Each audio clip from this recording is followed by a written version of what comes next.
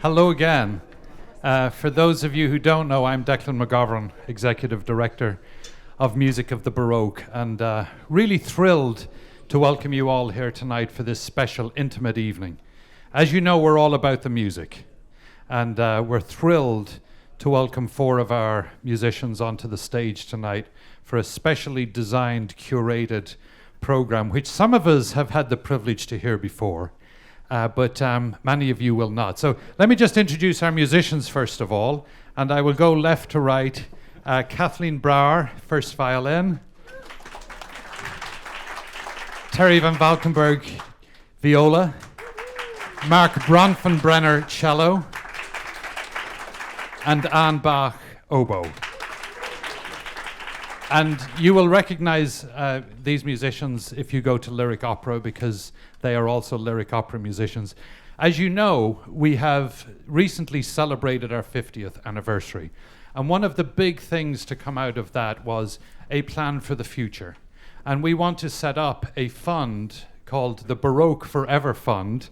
And that really begins tonight. Well, it's begun already, but tonight is the first event. Now, Christopher Brathwaite, our board director from William Blair, is with us tonight as violinist and also in his day job as a partner with William Blair. And Chris is actually going to play tonight his violin, because he's a trained Peabody Conservatory trained violinist.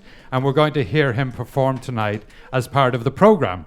So we're first of all going to hear 3 works, and then we're going to take a little break. Chris is going to have a conversation with you, and then we're going to return to the music. As I say, it's all about the music, and we hope you will enjoy tonight, and we will have a little question and answers session afterwards, and you can ask any question of the musicians, or you can ask any question about planned giving and the Baroque Forever Fund. But thank you for being with us. It means a lot that you've made the effort to be here tonight, and please enjoy the concert.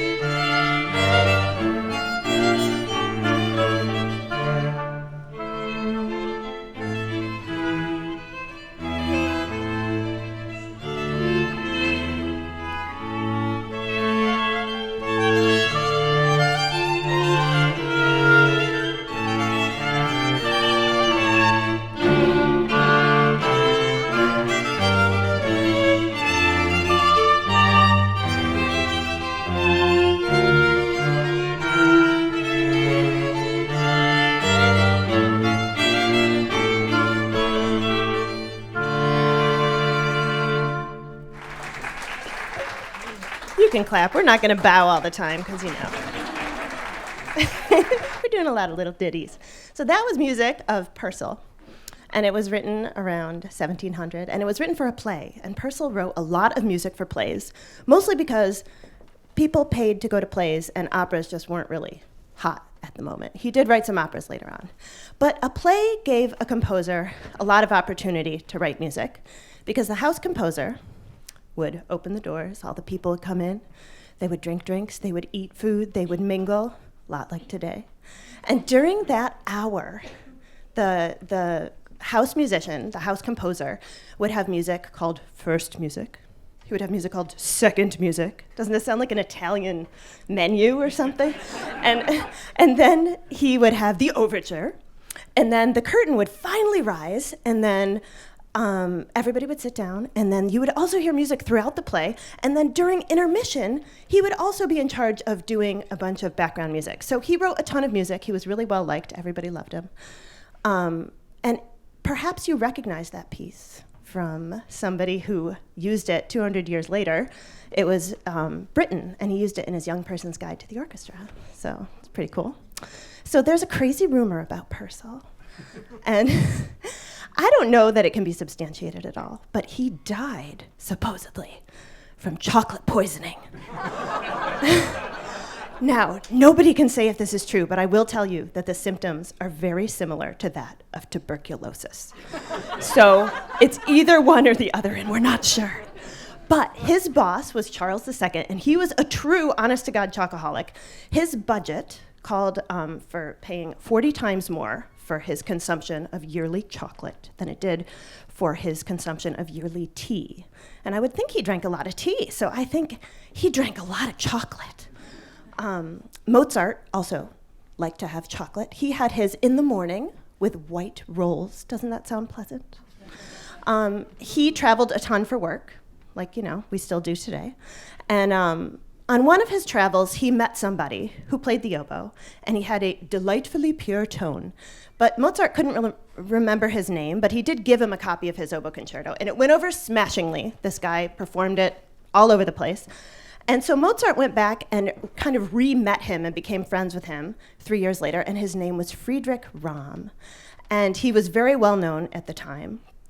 And at the time, think of Baroque music, the oboe kind of was less silverware and more paper towel tube with holes in the front. So it's a little bit less of that. The clarinet and the flute had been going through all these great advancements, and they had this wide range, but the oboe was a late bloomer. And so the oboe was a little late to the game in extending its range up high and down low. And Friedrich Rahm, this oboist, had a newfangled oboe that could play up to high F. So Mozart said, well, I'm going to write you a high F because this piece is just for you. And so he wrote his Mozart Oboe Quartet. We are going to play the first movement of this, and it's an Allegro. And at the very end, you're going to hear 3 very high notes.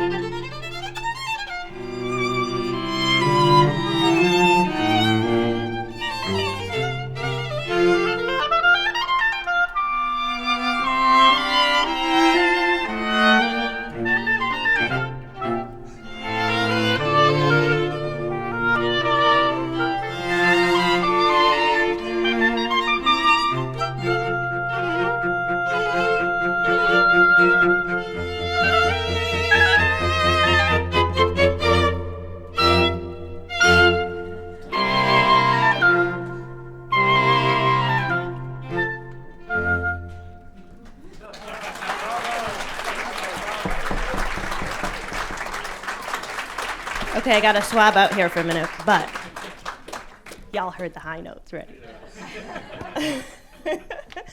Okay, so we know that in the Baroque, the oboe was mostly paper towel tube. The trumpet was mostly just kind of a long tube, and it couldn't be divided up into variable lengths like it is now with valves and pistons and all that kind of stuff. And so there was limited notes that a trumpet could play. So are you guys ready for a true confession from me? Okay. So I have played in the orchestra of many a Baroque trumpet concerto.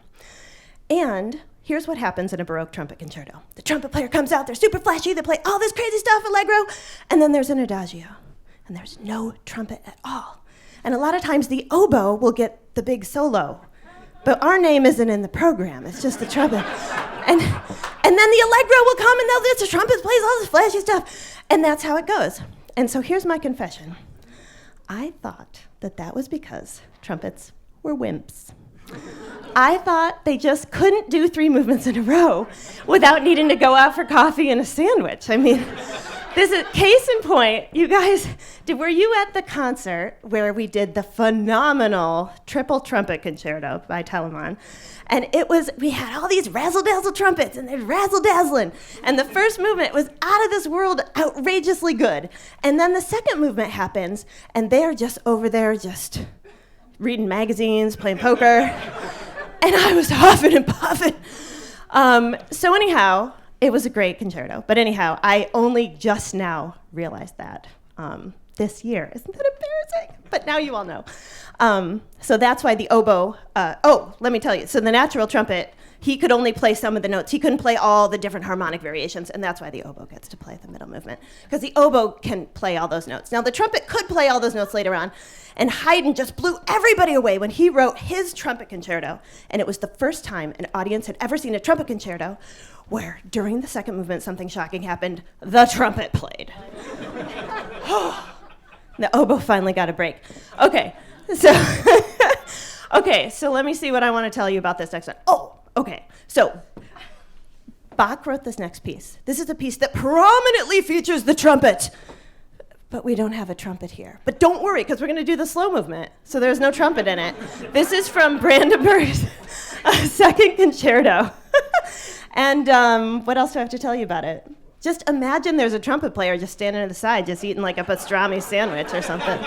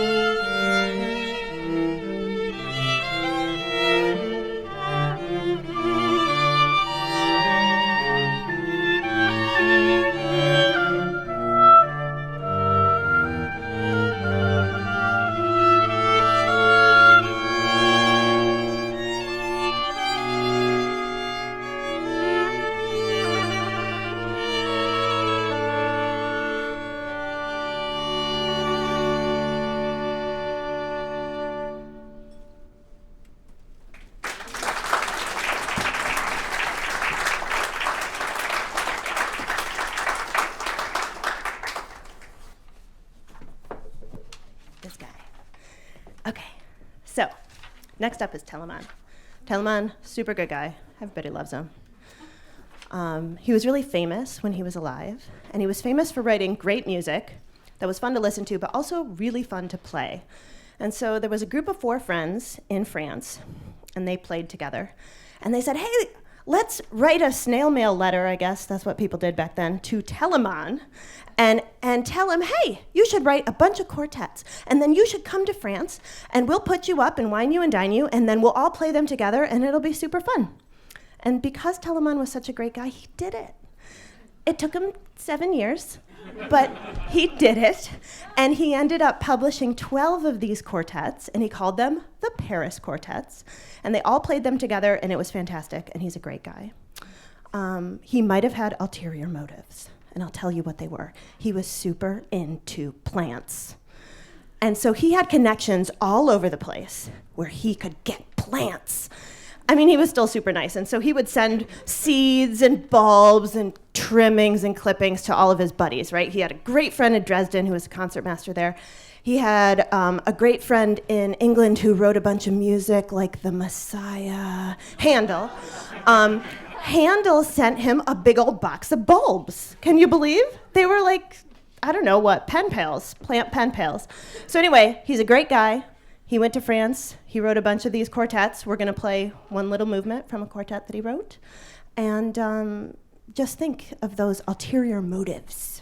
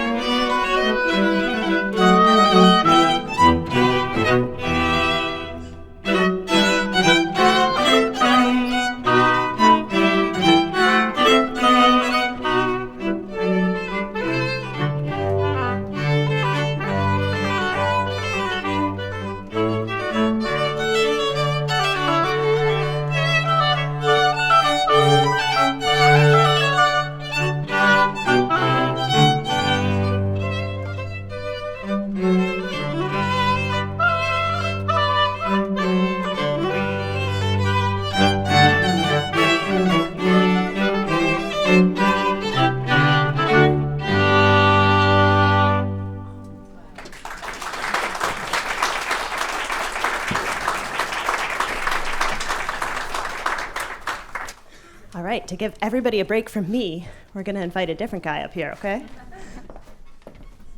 Thank you all. That was beautiful. It's hard to transition from such beautiful music to a conversation about taxes, so we're not going to do that. We're going to have a much more elevated conversation about, I think, a more elegant term, legacy, you know? So DECLAN already alluded to this effort that we've undertaken at Music of the Baroque, which is thinking about not just the current season and the current year. Everyone in this room has benefited and enjoyed the wonderful times and the beautiful performances that we've experienced this evening. This effort is really about thinking beyond the current season. And Baroque Forever Society is really intended to think strategically about, you know, efforts around accessing and delivering this beautiful music to underserved communities, thinking about digital access. In COVID especially, we understood how we needed to pivot very quickly to streaming and digital access, and also really investing in important programs and initiatives like the Strong Voices initiative. So when we think about legacy, we're thinking about laying a foundation that really allows us to have a lasting impact to all that we're so fond of here at Music of the Baroque. And I'm reminded, looking out at my dear colleague and friend Louise Lane from William Blair, who, by the way, if you've not met her, she's a very influential person, and I would say instrumental. Pun intended. She was very instrumental in getting me involved in this organization, and my wonderful colleague Nancy Bonge is here in the audience. I'm thinking of another colleague who isn't here, Laura Coy, who has really taught us well at William Blair, and she's instilled in us the 4 T's. I don't know if everyone's aware of the 4 T's. Okay, so this is great because I think we're going to check all of those boxes this evening. When you're involved in an organization, Laura heads up our philanthropy effort at William Blair, and she talks about the 4 T's being, time, giving your time to the organization, talent, and I'd like to think that I'm going to get a gold star for this, Declan, tonight. Talent, treasure, of course, So we all think about being generous with our treasure, but also the 4th T, which was new to me, which is testimony. So being an advocate and being one who talks about with passion the organizations that you care about. And I think that's maybe perhaps the most important of the 4 T's is really being passionate and talking about. Baroque Forever Society is really about having a lasting impact and talking beyond one's time here. So, Declan alluded to a couple of simple things we could do when you think about legacy. Thinking about Music of the Baroque in the context of refreshing your estate plan. Certainly it's simple to make a charitable bequest in your documents and, for example, use the 80-20 rule and, say we'd like to leave 80% of our estate to MOB and 20% to the children. That could be a very easy update to do. Other tools that are very simple to do, life insurance policies. You can update your beneficiary and leave a bequest to Music of the Baroque. And IRAs, or qualified retirement plans, are really easy to update the beneficiary and say, 5%, 10% of this account I'd like to leave to this specific organization that I care deeply about. Simple as that. I'm sure Declan and Jason would be more than happy to assist and think through those strategies and what it means to become a member of the Baroque Society. And my final thought is thinking about legacy in a more current context. We find ourselves today at extreme market highs, relative to the stock market, which is a wonderful thing in many ways. And I would guess that the majority of us in this room support charities and organizations like Music of the Baroque, writing checks, or sometimes maybe thinking about using a card. I would suggest thinking about donating some appreciated securities and investments and using those as a vehicle to support the organizations you care about, because it really accomplishes multiple things. You can harvest some gains, get your tax deduction, and also avoid paying capital gains tax, which is no one wants to do, So that would be an opportunity to think about doing something living, and really enjoying the benefit of seeing that support here and now. There's a wonderful vehicle called a donor advised fund that many of our clients that we work with use. where you can just shift over some securities into that vehicle and make your grant making from there, which is an excellent and efficient process. So just to recap, think about the Baroque Forever Society as an opportunity to have a lasting impact on the organization and help us do the good work, not only this season, but for many seasons to come. And certainly, we'd love to be a resource to you if you want to have conversations about joining that important supporting organization group. And with that, I'm going to impose upon these wonderful musicians who have graciously accepted the request to allow me to join them on stage for just a little Mozart. We're going to play the C Major Quartet by Mozart, just the first movement, which is a lovely jovial piece, and I hope you enjoy.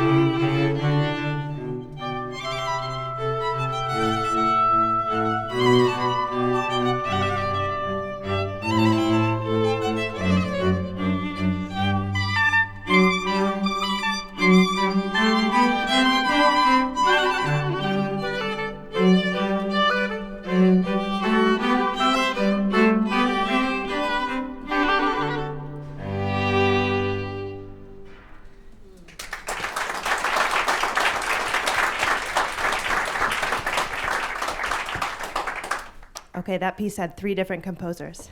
Who can name them? I know Collins can. The first one, if you had a program, you would all look down at your program right now and you would say, oh, that was Pergolesi, of course. That's what the program says. And it was. I mean, it's accredited to him. I mean, it's not accredited to him. That's what's on the music. It's accredited to Gallo, who was an Italian contemporary of his, but he wasn't very famous and he wasn't very popular, and his music didn't sell if his name was on it. So they put somebody else's name on it, who was really famous. So that was great. And then the other person who wrote this music, he actually just kind of repurposed it, and it was Stravinsky, of all people. Isn't that cool? And he used it as his theme in Pulcinella. And then he was like, you know what? This is a great piece. I'm going to use it in some other stuff. So he used it in cello piece, Italian suite or something, and some other stuff. I mean, it's just a great piece, and everybody loves it, and it's fantastic. Okay. Have you all had enough to drink that I can tell a little dirty joke? It's just a little one. It's not that bad. Okay, so have you heard the one about why did Bach have so many kids? Because there were no stops on his organ. And that's pretty dirty. I know, it's terrible, but it's kind of true. He had 18 kids, 11 of which were boys, and the youngest one of all was Johann Christian Bach. And he lived and worked mostly in England for most of his life, and he was very influential on Mozart and on Haydn. We're doing this one, right? Yeah. Everybody's flipping their pages, making me nervous over here. So one of his gigs that he did was he worked for King George III while he was living and working in England. And George played the flute. And so one of J.C. Bach's gigs was whenever George felt like playing a flute that needed accompaniment, this J.C. Bach would have to play with him. And at the time, George had a very strange flute. It was porcelain. Isn't that strange? Now, put a pin on that. Remember our chocoholic, Charles II, who was Purcell's boss. He was king at a time when all sorts of artistic things were happening and people were throwing their money at the arts and they loved it. And he started this massive collection of art and music and instruments and all sorts of things. And this evolved into something that's still around today, is the Royal Collection. And you can read about the Royal Collection and all the things that are in there, all these different instruments, all these different paintings, and it's just a phenomenal thing. One of the things that's in that collection is the porcelain flute. Bam, we're full circle. Did y'all catch that? We started with Charles, we're over to George, and so that flute might have played this next piece we're going to play for you. We are going to play a piece by J.C. Bach that was written for quartet with a wind soloist. And it could have been flute, could have been oboe. Today it's going to be oboe. Enjoy.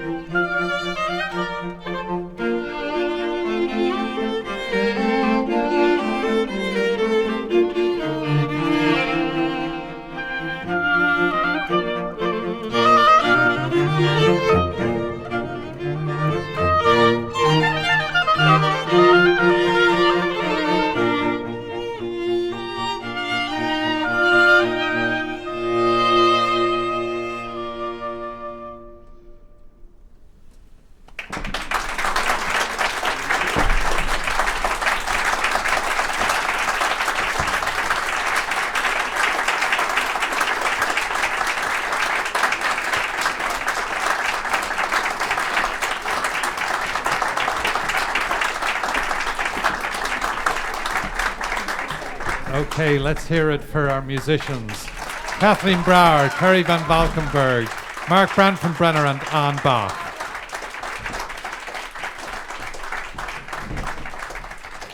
So we're not letting you leave the stage just yet, because we thought, as this is a rare and intimate opportunity to be up close and personal with some of our musicians, would anybody like to ask a question of our musicians? Marjorie Steinspring. I would like to ask a question of Anne. Last Monday, I saw you playing in a wind quintet. Is there any difference between playing with winds and with strings? Is this on? That's such a super great question. I feel most comfortable with strings, I gotta say. I think. Right answer. And they're so supportive and so sweet, but I love that I can see everything they're gonna do. Everything's on the outside when you're a string player, the bow, the fingers, but they still breathe. And I think when I play, I think about up bows and down bows. You know, if there's 2 down bows in a row, I'm gonna play something different than a up bow, down bow. I still don't know what a hook is. I hear people talk about it. I don't know what that is, but I really enjoy playing with strings. I will say that quintet that you saw was on a new music concert, and that music is wildly different from Baroque music, and it's all hard, but Baroque is way more enjoyable and friendly, and and that new music is just pretty bonkers. But with wind players, it's really taxing to play in a woodwind quintet. You always have to be super on the ball, and you have to be able to change your color to match whoever you're playing with at any given time. So like for that one, there was a movement that featured each of the 5 woodwind players, and I played very differently to support the flute player than I did when the clarinet player was playing, for instance. Good question. I can't believe you went to that concert. That was awesome. You're so supportive. Anybody else like to ask a question? Or make an observation? Al Tesler.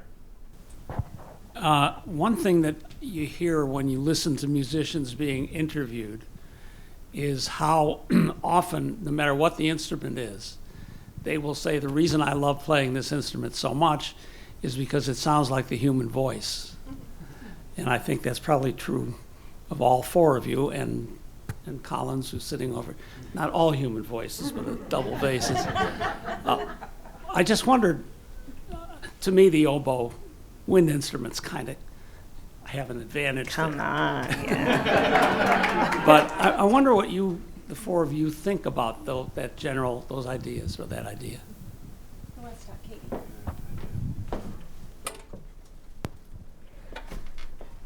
Katie? I'm lucky enough to hear the best singers in the world when we played 100 Lyrics. So I've learned so much from how they approach notes, how they phrase things because they have to breathe, how they go from one note to the next. And I think about that a lot, actually, when I'm playing. Sometimes as a violinist, we are, of course, breathing all the time, but we don't have to take a breath before, unlike Anne, before we start a phrase, and yet we should. In order to sound more vocal, we have to think about what something sounds like in the cadence of the voice. And I know I certainly have learned a lot from listening to singers, and I think about that a lot when I'm practicing, in particular, of how to shape a phrase and how to end a phrase and how to get from one note to the other, especially if it's a large leap, and what that should sound like to make it sound graceful and organic and continuous. So that's something I've learned a lot from that. Do it. Anybody else with a question? Well, while you think of the next question, I'm going to ask Chris a question, because I'm fascinated by your journey in life, starting out as a musician and studying at a serious level in an important conservatory, and then pursuing a career in a completely different world. I guess one of the questions is there any relationship between the two?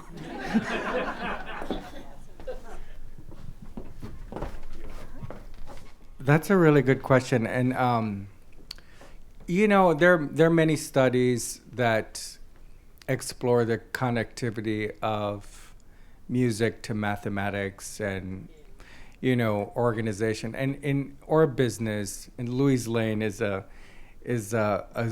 great example of this, being an experienced portfolio manager. A lot of what we do in finance is related to fundamentals of math. So maybe there is a little connectivity in terms of math. But beyond that, I would just say it's probably just undergraduate confusion.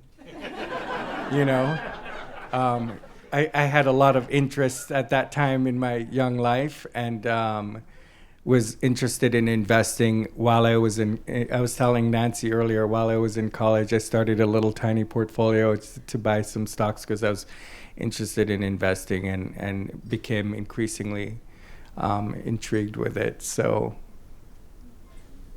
Is there some truth in the theory that it's a good way to escape from very concentrated work? When you enter the music realm, you're using a different part of the brain. I'm curious, when you go home after a stressful day or a stressful week, do you turn to the violin? That's an interesting observation. I think we touched on this in a discussion we had last year during COVID, the thick of it. I do believe music is a wonderful escape from many things, and it requires you to use your whole self to really appreciate it, and it allows you to immerse yourself in it in a unique way. So for me, I think you're right. It is a very nice counterbalance to, perhaps more demanding activities relative to work and everything else. So for that, I think I'll always have music as a key part of my life because it's just a wonderful place to be. Wonderful. Have we any more questions? We have a question from Nancy. Thank you. In planning a program such as you did tonight, do you musicians select it? Does DECLAN suggest it? Does Dame Jane suggest it? Or do you meet together and decide what you're most comfortable in, or knowing your audience? How do you select your particular pieces? Well, for this program, I selected all of these pieces.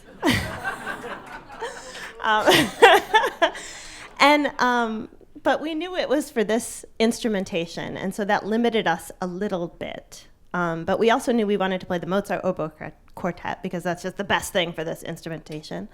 And then we wanted to try the J.C. Bach, and then I just wanted to do something varied in tempi, and just looking up what was available and what was good. And we did try a few things out at rehearsal that we thought, this isn't so fun. And so we just kind of put those aside. But I always love to have suggestions for programming, and Julie was a big help to us and listed some composers that people would really like to hear. So. By the way, Julie is our Director of Artistic Operations, the lady who makes it all happen behind the scenes.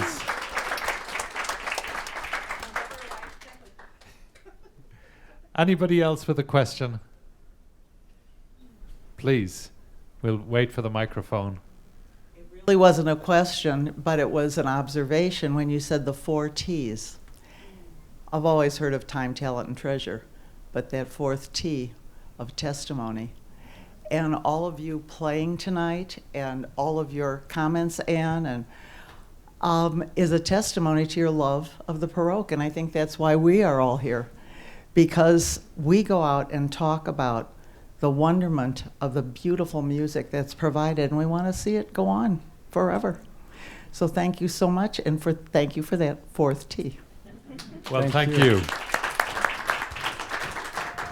Okay, unless there's any other questions, I think we've reached the end of tonight, and I just want to reiterate, you've spoke very eloquently, Margaret, thank you for that, how grateful we are.